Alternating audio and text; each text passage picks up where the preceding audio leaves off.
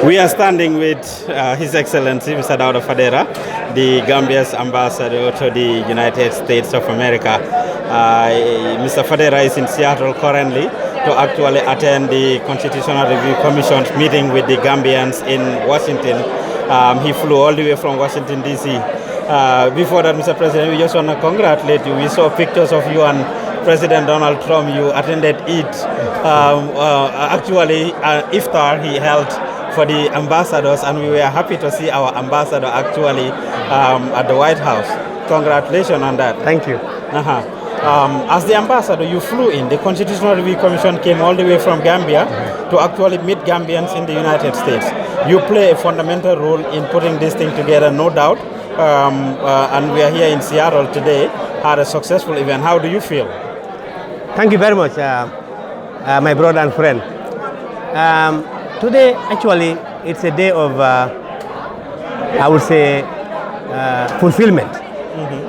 And it's an important day because today, the coming of the CRC here to meet the diaspora Gambians, particularly in this great state of Washington, it's very important. And today, this gave us and everyone here a great opportunity to do something meaningful for our country.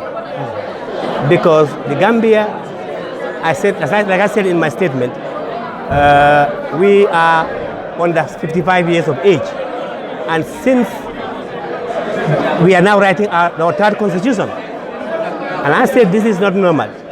So now we want to do a constitution that is fit for purpose and will stand the litmus test of time. And this cannot be done by commission alone.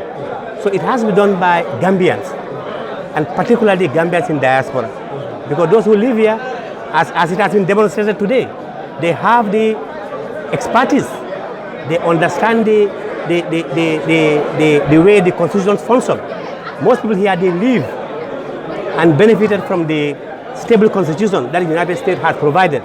So those experiences they share here today, I think will go a long way to help the Commission to make a constitution for us that will reflect our reality and work for Gambia, not for 50 years, but even for 100 or more years.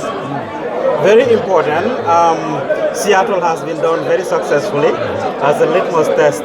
Which other states is the Commission expected to go, and what are some of the logistics you put in place? We from here now, our next port of call is Minneapolis. So arrangements and logistic arrangements are already in place. So the guys there are also fired up and waiting to meet the Commission. I have no doubt that they too will not disappoint. Sure. Okay, what are some of the challenges you face in putting this thing together? Really, we have identified 6 major states for this engagement. We would have loved to have more states to be visited. But I know there is a budgetary constraint. Time also is not on the side of the Commission. But otherwise, so far, these 6 states we have, we are also putting the word out that the neighboring states can please come forward and join this crusade to help and take part in this historic process to make a new constitution that we think will work for our country for now and for the future. My colleague Jamie is here. You have any question for His Excellency? Yes, this is not related to today's event. Actually, it's about your term in office. It is my understanding that you've been moved to be the ambassador in Canada. Is that correct? No, it's not. I am appointed as ambassador extraordinary and plenipotentiary of the Republic of the Gambia to the United States, with concurrent accreditation to Canada, Mexico, and Brazil. So Canada also falls under our purview.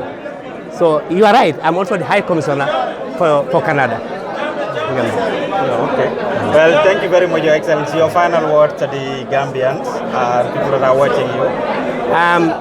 I think this constitutional process is critical. Since on the 1st of December 2016, the Gambians came together and voted out a dictator. We have always been thinking about what is going to replace a dictatorial government. And obviously the most important building block to answer those questions in terms of creating a just society based on fundamental freedoms, the answer lies in the makings of a constitution. So this is a major issue for our country going forward. I think every Gambian should take this seriously. This is not political. When you engage in constitutional process review, please do not bring in political affiliations. Don't bring in a president. Don't have in mind an individual, be a party or a person. Think about Gambia 100 years to come, when you will not be here. This is an exercise for the posterity. So I think it's important we do it together and we accommodate views. Everybody's views are welcome. The opinions are sacred, but no one is entitled to a part. So I think it's important that we all come together and make sure that we put together a constitution that reflects our values, that reflects our situation and our uniqueness. And it's only Gambians who can do this. No one else can do it for us. Thank you very much, my brother. Thank you very much. Too. That's Ambassador Fadera, the Gambian ambassador to the United States, who also doubles as the honorary consul or the Gambian consular to Canada. Thank you very much, sir. It was a pleasure talking to you. Thank you, too. Yes, and you're watching Gambian Talents TV. This is Pa Osman behind the mic. Thank you.